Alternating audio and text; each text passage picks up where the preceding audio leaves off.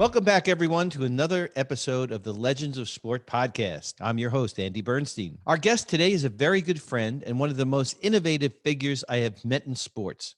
Leonard Armato. Leonard and I first met shortly after the 1992 NBA draft when he was representing Shaquille O'Neal. We traveled the world with Shaq and had some great memories together, some of which we share in this podcast. Leonard was instrumental in how athletes were marketed and helped to create Shaq's brand across all entertainment and business platforms. We talked about his start as a young sports agent with his very first client, Ronnie Lott. Leonard also represented Kareem Abdul-Jabbar and Hakeem Olajuwon. Leonard almost single-handedly brought the little-known sport of beach volleyball into the mainstream and wanted to establish it as the first ever lifestyle sport. He helped grow the sport to where it is today, including being a must-see part of the Summer Olympic Games. We covered lots of great stuff in this podcast, including Leonard's memories of the great David Stern and how he helped to create the NBA's popular Tech Summit as a fixture at the NBA All-Star Weekend. We hope you enjoy it. And as always, I'll see you on the backside. Leonard Armato, welcome to the Legends of Sport podcast, my friend. How you doing? I'm good. Are we live now, Andy? We are live. We are live, my friend, as live as we could be. Now I have a question for you because I was going to lead this whole thing off because I thought I'd be seeing the actual not the virtual background, but the actual strand and the beach behind you. But is it not a great day for that, or what? I mean, that is actually the view from my house. I know, but it's not the view right this minute, is it? No, because I'm in my office. Okay. And in my office, I just have books behind me. So you don't want to see books. You'd rather see the ocean and the view from my living room and bedroom, right? I mean, come on, Andy. Yeah. No, I got you. California, it's California dreaming over here. Well, you definitely, win the award for best location. That's for sure. Because in case people don't know or don't follow you, you literally live on the strand at Manhattan Beach, which is like the most choice piece of property I think in all in Southern California. So no, it's a wonderful location, and as I said, you can see exactly where it is by looking behind me. Yeah. Hey, Leonard, it's so great to see you, man. I miss seeing you because once in a while I'd see you at games, or man, our history goes back a long way. But how are you and Holly? And you're so connected with us, everything that goes on with our family. And well, I follow your wife's Instagram because you're the second member of your family to be on the Legends of Sport podcast as a guest. I know. I didn't rate to be the first, but I don't mind being second to her. And, right. and it's interesting. She is such a prolific person on Instagram. I often find out things about our family on Instagram that I didn't know firsthand. So. Yeah, isn't that sad? I do. Same thing happens in my world. My wife is, I don't want to say addicted, but she's very attached to Facebook. Let's put it that way. And I do find out a lot of things, although she's been great at posting stuff like memories that come up, and she's become very nostalgic. And the thing is, Andy, this pandemic has really caused people to re-examine their core values, because you have to not only take care of your business, your personal well-being, but your family in one location. So all of that requires a certain degree of holistic vision and compartmentalizing the things that you do in a way that allows you to be mindful with everything, so you don't, let's say, give anything short shrift and somehow neglect important things in your life. Yeah, that's very well said, Leonard. I've always known you to be an incredibly optimistic person. So, and the interviews I've read and podcasts I've listened to and things you've done recently, you're very optimistic about how we're going to come out of this, right? That we might actually all come out of this better in some way, shape, or form. What do you think? I mean, politically, I don't think we could get any worse. So I think there's some sunshine on the horizon here with the new administration. But where do you see us a year from now as a country and maybe as a society? Well, it's a great question. And, I don't usually talk a lot of politics when I speak or when I'm interviewed. I usually talk about my view on life in general, which doesn't include politics. But I think that what's happened over the past 4 years with the Trump administration is there's been tremendous division in our country, and a way of treating people that has caused both sides, both the liberals and the conservatives, to be much more contentious, divisive, and angry. So this whole nature of attacking others and creative divisiveness has really permeated all aspects of our country and our society. And that's really been, unfortunate. And now we have the opportunity to sort of, I think, heal a little bit. And people can look at each other, not with judgment, not with kind of like animosity, but with, okay, let's bridge whatever gaps we have. Let's focus on what we have in common and what values we share, because we're in the best country in the world, the United States of America. And let's improve upon those things that need to be improved upon. Mm-hmm. But let's also embrace the things that we share together and believe in common. Mm-hmm. So, and coming out of the pandemic, I think, one of the things we've seen with the pandemic is that people have been pushed to innovate. And innovation is really, I think, accelerated, which I think is a good thing. We've seen a lot of virtual innovation. You and I would have never been in this situation before the pandemic, but it's actually, an interesting way to communicate and interact. Certainly better than a phone call in many respects. So I'm seeing you're seeing your handsome face and Legends of Sport behind you, and all the wonderful things that you've accomplished. And, I see memorabilia that's really interesting. So I think there's going to be hopefully a much more positive wave that we're going to see. And I'm looking forward to that. Yeah. Well, I recently saw an Instagram post, or I guess it was a LinkedIn post that you did a video. And you talked about the key elements to success and happiness, and resiliency was one of those, right? So tell me if I got this wrong, or right. You talked about resiliency, appreciation, gratitude, and renewal of spirit and of innovation, which you just expanded on, caring to be more productive, healthier, and happier, right? Yeah. And that really hit home with me because, coming from you and how much I respect you, those values, we all should be thinking about those things, right? Well, there's a lot of what goes into kind of managing yourself. In fact, I'm just finishing up a book, and I know you're an author, so you'll appreciate how difficult it is to write a book. And the name of my book is Managing Giants, the 7 Keys to Enabling Greatness. So, I've managed some giants in my past, whether it's Kareem or Akeem or Shaq, but I've also worked with a lot of giants in the business world. So, how do you manage those people properly, help them maximize their potential, and what kind of learnings come from that? And one of the things that I say in the book is that before you can manage anybody else, you got to manage yourself. And there's certain things you have to understand. And the keys that I've sort of identified are things like relationships and how important they are in your life. Things like, developing your value proposition and what makes you special and unique.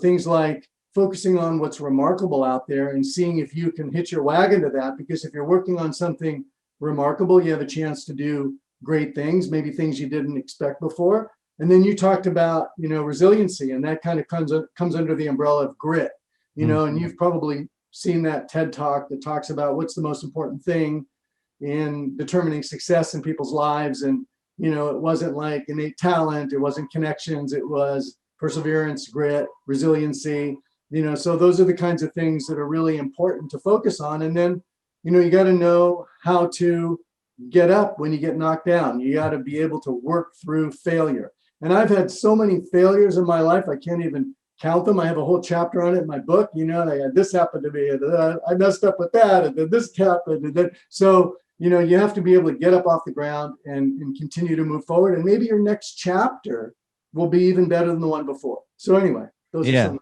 No, I love that, Leonard. I mean, you've known me a long time. I mean, we can talk about our history together in a minute, but you tell a great story about our history, and I got to tell it now because when you and I were traveling around the world with Shaq, and we went to Greece. I'm going to let you tell the story when we went to Greece and what happened when we were at Athens. Go ahead, you tell. This is the greatest story. So, little background on it, which but the listeners and viewers don't know. But Leonard put together this amazing junket, I guess, with Reebok for Shaq, where we would go to Europe, we went to Asia. But on this Europe trip, we would go to a different city every single day, basically, right? And we would land I guess we would land at night and go out that night. And then the next morning, Shaq would have a press conference at a hotel, and maybe he'd do a clinic or something like that.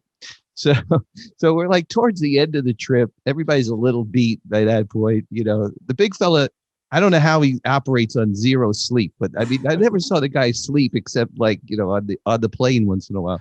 So anyway, we get to the press conference in Athens. We were out the whole night, the night before.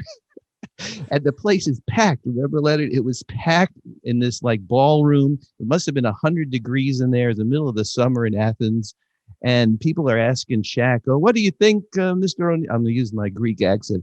"Mr. O'Neill, what do you think of our Greek culture?" "Oh, I love the Greek culture, man. I love it. I love the Greek people are great."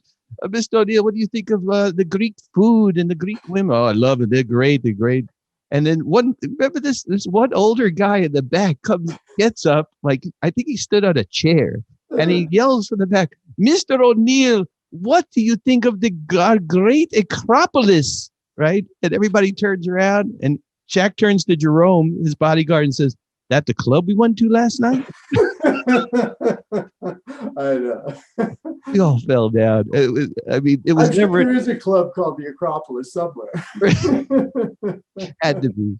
Well, if you remember from that trip, Yeah. do you remember when we did that free clinic? Oh, do I remember that? Well, first of all, Jerome Crawford is Shaq's long time bodyguard, also his uncle, right? Yeah. And I don't know if he's his real uncle. Yeah, but kind of an uncle. But help bring him up, and he and his other uncle, quote unquote, Mike Paris. Yeah. It was Mike and Jerome, you, me, I think a guy from Reebok, and that was it, right, on the trip. Yeah. Yeah. So Jerome literally saved my life that day. Do you know this? I mean, this is what happened. We go to this clinic. Well, actually, you had scheduled a clinic that Shaq would do in this arena, but it was kind of like a small little arena, and somehow it was supposed to hold maybe 1,500 people. And we're in the hotel having dinner, and we're watching as throngs of people keep showing up. Right? And they first of all, they have a little bit of security. Then they're bringing out the militia. I think they brought out the army, and 1,500 people turned into probably 10,000 people. I don't know if I'm exaggerating. Oh, no. And there was a moment, I know you were on the phone the whole time, like, should we go? Should we not go? And then the decision was made to go, because if we didn't go, there would have been absolute riot it would have been. Well, Jerome went over there, and he was going to scope it out and tell us if it was safe or not. Right. And so I'll never forget. And we finally said, "Should we go?" All right, let's just go. Yeah. And I said to Shaq, "Listen, just go out there. So you've shown up, do a couple things, wave to the crowd, but don't incite anything. Don't incite anything. Don't get anybody crazy, because there's not enough security in there. We could get trampled." Right. And he goes, "Okay, no problem." And of course, you saw what he did. Oh, yeah. He starts throwing basketballs to people. He's bringing people out of the crowd. So anyway, long story short, right? People start like rushing the court, right? Yeah. And it's like, we got to go, right? And everybody goes. And of course, I'm at the end, and being an idiot like I am. You're taking photos. I'm taking pictures. And at one moment, I turn around to get a picture of the crowd like chasing us out of the arena. And I get sucked into the crowd. I just became, separated from everybody, panicking. And all of a sudden I feel this hand on my arm, like yanking me through the crowd, like horizontally, literally, cameras flying everywhere. It's Jerome, throws me in the limo and looks at me, goes, "I'm only doing that once." Oh, so I owe my life to Jerome. Leonard, something that I didn't realize when we were doing our research, and thank you for taking the time with Veronica to talk with her a little bit. I didn't realize you were born in Brooklyn, where I was. Yeah. We've never talked about that. Oh, yeah, Bensonhurst, Italian neighborhood. Yeah. Wow. Kind of. I mean, it's changed a lot since then. But, yeah, I was there. I didn't stay. I was only there as a really young guy, because my dad got a job at different universities, and ultimately ended up at USC, University of Southern California, where he taught for 30 years. So yeah. But my whole family was, in those Brooklyn neighborhoods, everybody lived, in these little apartments, and everybody knew each other in the neighborhood. You knew the candy store person, you knew the butcher, you knew it was pretty interesting. Yeah, that must be why we bonded, from the beginning, because we had this Brooklyn kind of mentality between. Yeah. Where were you from in Brooklyn? Right near Brooklyn College, like the Flatbush Midwood area. I went to Midwood High School, and I lived there until I went to college. Went to UMass, and then I gravitated out to California and been here since '78. So it's pretty crazy. But your story is so great, and I love to get like everybody's backstory, how everyone started. But I'll abbreviate it a little bit. But so you want to become a trial lawyer, right? You go to law school, and you kind of tried it out. You didn't really like it, right? No. And your mentor, Stan Morrison, who was the longtime coach at USC, which I also didn't know that you were a walk-on at USC, the basketball team, but that's another story. Yeah. He kind of encouraged you to kind of pursue being a sports attorney, right? Is that how it went? Yeah. He encouraged me, and he said, you got to do something you're passionate about. You got to. But he knew I always wanted to help people, because my dad was a professor and loved to share knowledge with people. But I wanted to help people, but also make a good living. And being a trial lawyer, I thought might be that, but it wasn't for me.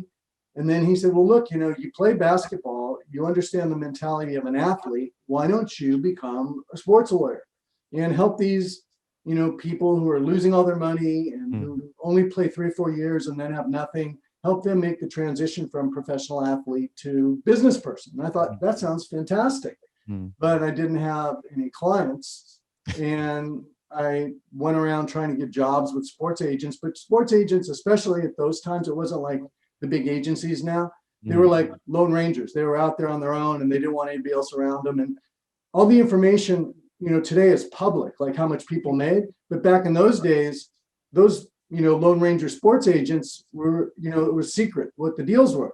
So it was a pretty locked down community. It was hard to break in because everybody had the top people had information. They wouldn't share it. So it was kind of tough.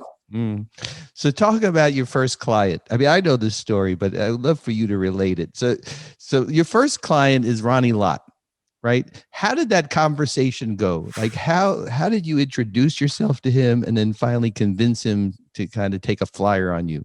Well, this is, gosh, I mean, I don't even know where to start, but fortunately, Ronnie Lott, who is, Hall of Famer, greatest defensive back in the history of the NFL. I mean, one of the all-time greats. And obviously, even today, one of the most respected people in sports in the Bay Area. He's like an icon, great, does a lot of investing, helps the community. Well, anyway, at the time, he was an All-American football player at USC, one of the top picks in the NFL draft. And he just happened to be a two-sport athlete, and he played basketball for Stan Morrison. So Stan said, hey, I can set you up with a meeting with Ronnie Lott.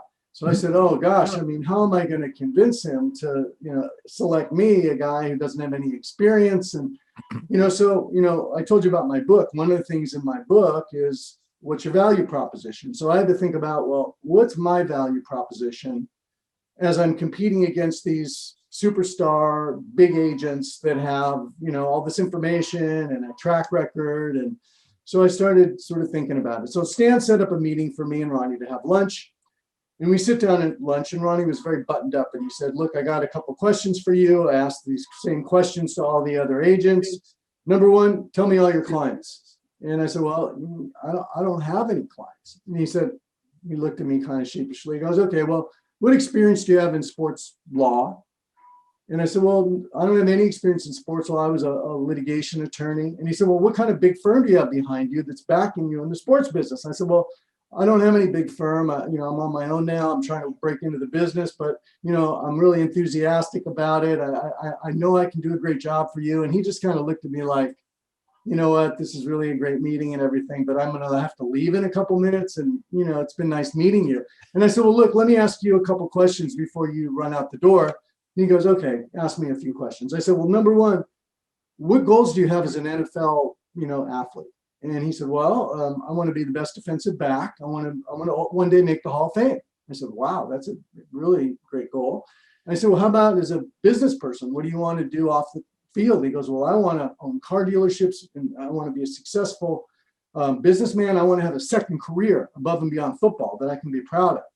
I said, well, that's wonderful. And I said, well, what do you want to be known for, sort of as a person? And he said, well, I want to be somebody that gives back to the community. I want to help kids who are underprivileged. And I said, well, wow, those are amazing goals. And if you think about it, it's going to take a lot of effort and time and energy for you to accomplish those goals. And you need someone to be there with you, that can help you every single day do that. And if you think about it, with these other agents you're thinking of selecting, if they have 30 or 40 or 50 clients, they're going to be able to devote, if they treated everyone equally, 6-7 minutes a day to each of those clients. But me, on the other hand, I'll give you 24 hours a day, 7 days a week, 365 days a year. You'll be my only client, and I will be devoted only to you. And he said, that sounds really good, but I don't really have confidence you can do the job. And I said, well, listen, let me make you an offer you can't refuse. I will work for you for 30 days for free. You don't have to pay me a dime. And I will prove to you that I'm the very best for you. And if at the end of 30 days you don't agree with me, I will walk away. You have no obligation whatsoever. And it kind of caught him off guard. And he sort of looked at me and said, well, maybe you should talk to my parents about that and see what they think. And I said, okay. And I got their address and I drove out. They lived in Rialto, California, which is about 90 minutes from LA. I got out there in probably half hour. No, I'm kidding. I flew out there and I sat in front. I said, Mr. and Mrs. Lott, I'm going to work for your son for free for 30 days to prove myself. What do you think? And they looked at each other and they thought, well, that's a really nice offer. I mean, we don't have anything to lose, right? I said, no, you got nothing to lose. And if you don't believe in me after 30 days, then, no harm, no foul. You don't have any obligation whatsoever, and neither does your son. And they said, all right, well, that sounds good. So I called Ronnie, your parents are on board. I'm going to work for you for 30 days. Let's start tomorrow. And then for the next 30 days, I just kept inundating him with information, taking him to meetings, and eventually he signed with me. Wow, what a tremendous story. I mean, that's got a lot of Brooklyn moxie in it right there, but you just weren't going to give up, and you believed in yourself. It's so inspiring. And, I know when you speak, because, I know how much you give back as a mentor, and, our good friend Felisa Israel with her program at the Anderson School, and just telling that story is incredibly inspiring to young people who just, see the world as such a gigantic, I mean, what do we do? How do I start? Where do I start? And thank you for sharing that. It was amazing. Well, Andy, one other thing I want to, if you don't mind, I'd like to add to that. And I didn't mention this when I was telling the story, but I had quit my job at my litigation firm and devoted myself completely to being a sports lawyer, even though I didn't have a client yet. So there was kind of two things that I wanted to sort of point out that relate to that. Number one, sometimes you have to fly without a safety net in order to accomplish great things. And I actually only had enough money saved up for like 2 months of rent and, car payment and a part-time secretary. So I was really taking a flyer. So, there's this phrase that I think Teddy Roosevelt said, and I think Robert Kennedy said, and it said, only those that dare to fail greatly can achieve greatly. And, you got to sort of make that commitment to fly without a safety net. And sometimes it's kind of scary, but at the same time, the commitment also kind of comes with a certain amount of energy and benefit you might not have otherwise, understood. So anyway, that was part of it too. Amazing.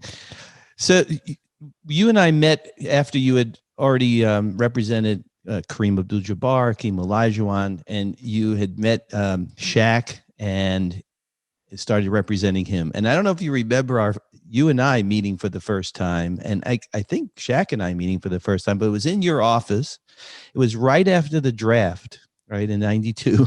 Yeah. And you had Shaq come up to the office at I guess the NBA sent me because some Beth or somebody in your office had tipped them off that, hey, Shaq's coming up to the office. Well, you had you remember you had a clothier there who had all these clothes laid out and the shoes, like, the size 22 or whatever shoes. So what a scene that was. And Shaq is going through it like first of all, he had never seen clothes like this before, right? Yeah, and this amount of clothes in his size. Yes. And we had a lot of fun that day, I remember. And he's looking at these shoes and he's like, how much are these shoes? And the guy said, they're $2,000. And Shaq says, each? Anyway, tell me what attracted you to Shaq as a client. I mean, yes, he's the number one pick and all that, and LSU and his career, but as a person, what attracted you to him? So, it's interesting you say that, because one of the things I've always enjoyed doing in my career is looking for challenges, or maybe trying to do something innovative.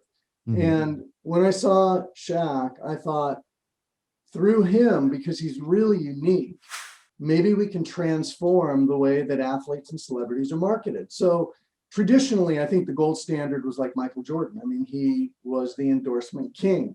His agent did a great job of doing deals for him where, he'd make a bunch of money endorsing Nike product, he'd make a bunch of money endorsing Fruit of the Loom or Gatorade or McDonald's. But, I started to think, well, maybe an athlete could be a brand, and he could own his own intellectual property and ultimately license it to all different partners. And then, kind of like what the NBA did, because I learned this from David Stern, bring all your partners together and make them feel part of a community.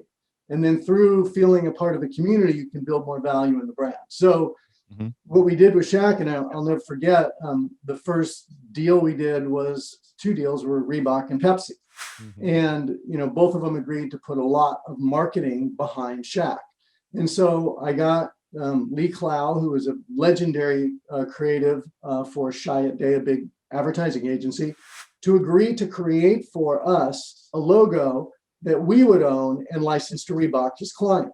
So he created the Shaq Dunkman logo and the associated logos around it. So we got that logo, we licensed it to Reebok, we licensed it to everybody who was in business with us and said, you got to use this in your advertising, and that will help build value in that brand. And it all kind of worked. It was so innovative. I mean, yes, Jordan kind of led the way with that, but it was amazing to me to see how you were really able to create this incredible brand around Shaq, and like you said, own it and profit from it. And he was so into it. I mean, was there part of his personality that when you first met him that, you saw like this light bulb go off in him about, Shaq always talked about it's marketing, man. It's all about marketing. Was that something you taught him, or did he kind of have that kind of inside of him already and you just brought it out? Well, it's interesting because when I first met him, he was super shy. And he was like, yes, sir, no, sir. I mean, he was really, because he was a military kid. So he was taught by his dad to be super respectful to his superiors. So, he would listen to, when I first met him, he'd listen to everything I said. He'd do everything I said. And then that changed after a while. but it was interesting. I had to kind of pull out of him what he was interested in. And I realized he loved music, and he's kind of a fun guy, loved to entertain. So I thought, well, maybe we could converge music and entertainment and marketing and technology eventually. And we kind of figured out how all that could work together. And he just sort of started to blossom. I mean, he was in the movie Blue Chips when he came out, if you remember. He had his own rap record, which went platinum. I love that record. I still play that record for my kids, believe it or not. Yeah. Yeah, I mean, Shaq Diesel is a great record, So yeah. So he was able to explore all the things that he loved and make money at it. So that was kind of the fun part of it all. Oh, that's so great. Well, he has a great quote about you. And this quote, but he said, quote, I listened to you, Leonard, as a 17-year-old, and you taught me about business and marketing. I realized how to maximize my potential. Right. And he's taken that, I mean, look what he's doing now. I mean, I think at this moment he has like 13 national commercials. Oh, really? With like 13 different brands. The guy is truly unbelievable. But the one thing about Shaq, and yes, he took a lot of hits for this, in his basketball life, but he always looked like he was having fun. I mean, I go to a commercial shoot and thank you to you and Bruce and everyone who kind of encouraged the Pepsis and the Reeboks of the world to use me for doing the photography.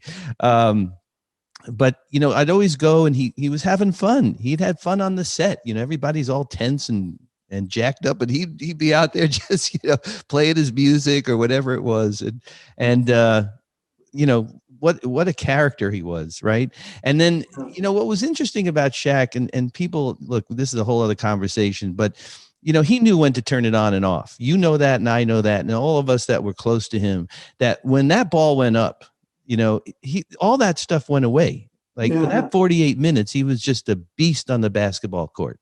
And even Kobe knew that, with all the Michigas that they had together, right, off the court, they knew that when that ball went up, they were brothers together in the trenches, right? I mean, the thing about him is he had a huge heart. When I say heart, I mean, not just generous to people, which he was, but when he competed all out. I mean, there was no give up in him. And he was the kind of guy you want to be in the trenches with. So the guy was a tremendous competitor out on the court, no doubt. Yeah, you almost killed me once. I mean, you probably don't know this story. He landed on me 3 times in his career. My career is still going, by the way. But the third time was during the conference finals. And I think it was like 2003 or something. And Shaq, for how big he was, right? He was incredibly agile and nimble, and rarely ended up on the floor. I mean, guys would be hanging all over him. He'd never get the foul called on any of them. And he'd dunk on their ass, and go down and do it again.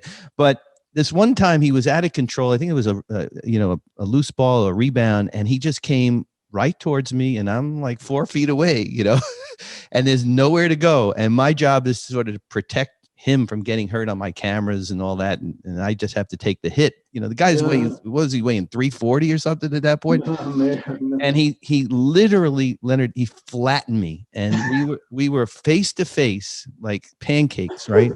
And I got cameras, like lenses embedded all over me, craps all, and I'm gasping for air because he took the wind out of me. And we're like this, right? And I'm going, and he looks at me and goes, "Hey, that you, man?" I'm like, I said, "Get the what off me, man. Get off me." He goes, "Hey, give it a minute, man. We're on national TV." You said that? Oh, that's hilarious. Hilarious. I love that guy, man. Well, you know the story about him and David Robinson, right?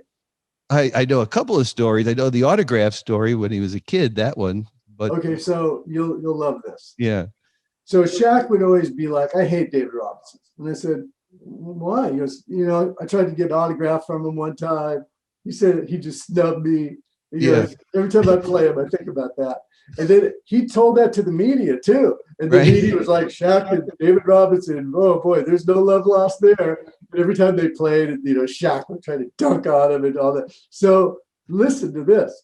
So David Robinson comes up to me at the All-Star game, and he goes, "I'm going to tell you a story." I said, "What?"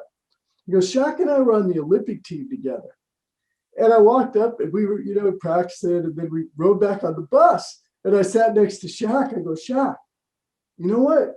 You're mad at me. You say I didn't give you an autograph, but I really don't remember that." You know what Shaq said? "No, that never happened, man. That was just marketing." So he made the whole thing up for marketing. Oh, that's hilarious. I got to tell you a Shaq story. You probably know this one too, but Yao Ming was, if anyone was bigger than Shaq, which was impossible, was Yao Ming, right? And when you saw Shaq play against Yao, it was almost like a normal sized person, And the whole first season, Yao's first season, Shaq is trying to talk trash to him and trying to take him out of his game, and he's cursing at him. And Yao just doesn't react at all. Like he doesn't understand. Doesn't say a word. Like he doesn't speak any English. Yao was very shy and very quiet, but was, a monster on the court. And finally, they get to like their last meeting of the season, and I think Yao dunked on Shaq or something. And Shaq says, "Hey, man, that was great." And he goes, "Thank you very much." And he looks at him, he goes, "You speak English?" I think they told that at the Hall of Fame. It was some alliteration of that. It was like, I think they told that story when they were both inducted into the Hall of Fame, because I remember hearing that night. And what a great moment that was, by the way, with Shaq putting on Yao's jacket. Such a beautiful moment. Yeah. We're so blessed to have so many of these moments in our life, in our sports life, and it's just amazing. So, Leonard, I want to take a pivot here because you and I are kind of kindred spirits here in a few different ways. You were super successful as a sports agent. In addition to everything with Shaq and Hakeem and Kareem, you created Golden Boy promotions for Oscar de la Hoya. That was super successful. And, you probably could have just run the table, for the rest of your career. However, you decided to take maybe a left turn in your career. And all of a sudden you're involved with volleyball and AVP and trying to create a lifestyle sport, which had really never been done before. I'm kind of doing the same thing, 40 years doing the same job, but now I'm doing this, talking to you on this platform, and all the things we're trying to do with building legends of sport. I mean, what was the risk there for you? I mean, there had to be risk because this was sort of the unknown, but you loved volleyball, and, tell that story. Well, I had a little history there because when I was a young sports agent, I used to play beach volleyball with friends, and before it was a pro sport, and some of them asked me, "Oh, can we organize and become more professional?" And I created back in the mid '80s the AVP, Pro Beach Volleyball Tour, and it was quite successful. It was like the first lifestyle sport, and it grew and it exploded. And then when I got really busy with, Shaq and all the different Oscar, I just couldn't do it anymore, as a part-time gig. So I said, look, if you want me to do this, I'm going to have to own it or something, because I can't do it just as a labor of love. And long story short, we kind of parted ways, and the players went off on their own and ran the whole sport into the ground. So back after I stopped representing Shaq, I was like, you know what, maybe I'll take this AVP and really turn it into something valuable. So with some investors, I bought it in bankruptcy and started building it. And the thing that I did, which I'm kind of proud of, is I put men and women together under one umbrella and created equal prize money, equal television time for both men and women. And out of that sort of grew, the next iteration of AVP, which really launched beach volleyball as a women's sport. And that sort of became really exciting at the Olympic Games. I mean, I used to go to the Olympic Games beach volleyball with David Stern and Adam Silver. And we sit there and we watch Holly, my wife, win the bronze medal at the Athens game. We watch Misty May and Carrie Walsh win a gold medal, 3 times in a row. In fact, I'll never forget, David was so loyal, and Adam as well. And we were in Beijing, and I go, you got to watch the gold medal match with me. And it was raining. And so David and Adam come sit next to me in the rain. David was like complaining, but sat there the whole time, and we watched Misty and Carrie win the gold medal. Wow. But it was really a fun little run with the beach volleyball. Well, I have some history with beach volleyball, which I know you're going to appreciate. I come out here from New York. I don't know anything about beach volleyball. I didn't even know people played volleyball at the beach. The only volleyball I knew was played in the gym. So I'm at school. A friend of mine says, hey, I heard about this bikini contest they have going on down at Hermosa Beach. And why don't we go down there and photograph it? I was like, okay, let's go. We were the young guys. We went down there, and he said, yeah, and I heard they play some beach volleyball, and I'm trying to build my sports portfolio, so I killed 2 birds with 1 stone on this trip. And literally it was a bikini contest with volleyball over there, Well, that's how we originally started it. And it's crazy. People we get the most attractive women in the country and sports celebrities to be judges. Like Magic was a judge. Yeah, of course. We had all these people down there doing it. So that was quite a scene. It would be definitely politically incorrect today. But back in the 80s, 1,000,000%. Yeah. Wow. But it I had Karch Karai as a guest, and I talked to him a couple of weeks ago, and it's going to come out in a few weeks. And he talked about the genesis of all that. And I was part of the Team Cup volleyball that came inside, that Jeannie brought inside to the forum and all that stuff. And St. John Smith, have you had him on yet? Not yet. But he'd be a good one, because he was really kind of the king of the beach at the time. I mean, he was winning almost all the tournaments. I mean, Karch came along too to rival him, but St. John was sort of the original one. And, he was, in the middle of all the bikini contests. And, traveling and trashing hotel rooms and all the, the lifestyle that everybody associated with. Yep. I remember Playboy magazine, when it was a big magazine back then, did this article called Volleyball Gods, and it talked about the AVP volleyball players and their lifestyle. And it was like, as soon as that article came out, everybody wanted to come watch this sport. Yeah, it's unbelievable, Leonard. And from where it started for me in the early 80s, like you said, on the beach, just people bringing a folding chair and sitting and watching, a beach volleyball match, to I'm in Sydney on a day off during the Olympics in 2000, and friends and I went to Bondi Beach. Yeah. And there on Bondi Beach is literally a stadium. It's not like a couple of grandstands. I was there. Yeah. They played in Bondi with Misty May. How unbelievable was that experience? I mean, you must have been just pinching yourself. Like, I helped to make this happen. Yeah. And I know you're not, you don't toot your own horn because I know you, but that had to be a moment where you're like, holy crap, like this is amazing from where it started, right? Yeah, it really was. It really has. It's become, an interesting. I mean, it's really now become more of a women's sport than a men's sport. Yeah. Because now women can get scholarships to college to play beach volleyball, which is kind of cool. Yeah. And what you started, you kind of glossed over it there a little bit, but the equal pay for men and women, which really was, tennis didn't have that, but you started that with beach volleyball. And now seeing what's happened most recently with the WNBA, their new CBA, I mean, you have to kind of feel like, yeah, I was, part of making that happen. I kind of set the table for that. Well, it'd be gratifying. I've spoken a lot about, the inequality in sports when it comes to gender. I mean, men's sports in our society is basically given so much more exposure, credibility than women. I mean, I think the stats are that there's only something like 6 or 7 or 8% of the programming on TV is women's sports and 3% of the media coverage. So you're not seeing it. And as they say, if you don't see it, you don't feel like you can be it.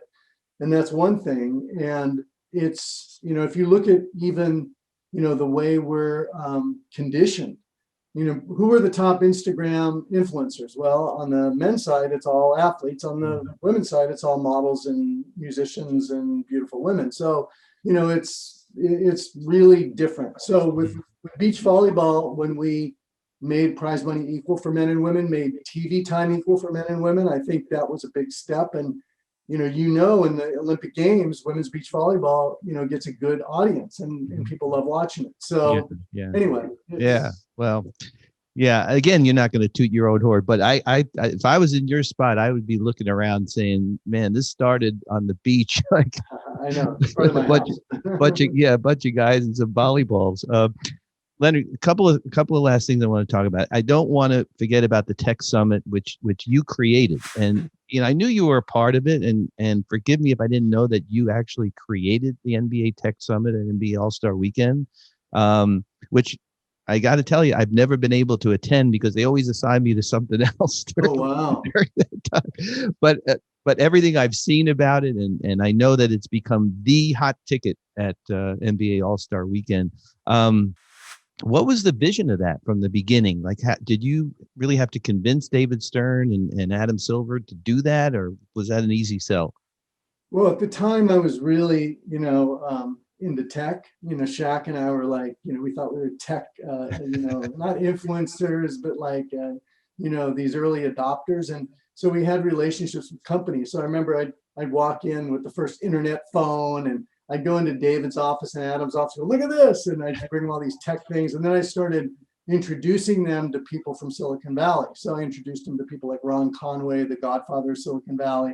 I brought Larry Ellison in to meet with David. I brought, so one day I just walked into Adam's office because Adam and I became kind of close at the time. We would spend a lot of time together, and then I'd see David on occasion. And I go, Adam, NBA should be a leader in technology. Why don't we create like a conference like the Tech Summit or something? He goes, wow, that's a great idea. Let's go tell David. So we go walking into David's office. Hey, David, tell him. And I said, well, let's create the Tech Summit. The NBA should be a leader in technology. And Adam's like, yeah, I agree. I think we should do this. And Dave said, let's do it. So David gave it the green light. But then what most people don't know is, David was always kind of, he's always interested in learning more about things he wasn't really, let's say facile at, very good at. Yeah. So he's like, yeah, I don't know if I'm a tech. He goes, oh, you know what? I'm going to embrace technology. In fact, from now on, you can just call me Digital Dave. And that's when he sort of got the name Digital Dave that came out of the Tech Summit. I love, I had never heard that, actually. Yeah. That is so great.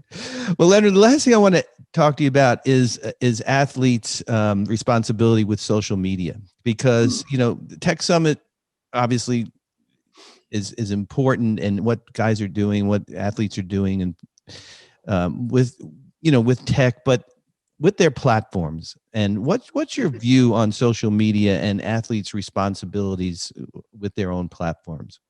That's a really wonderful question. And I think it's a subject of tremendous debate. Like you have these people that say athletes shouldn't get involved in politics. They should, shut up and dribble, or whatever they call it. And then, there's others that think athletes should use every single ounce of their platform and others' platform to do whatever they can to change the world.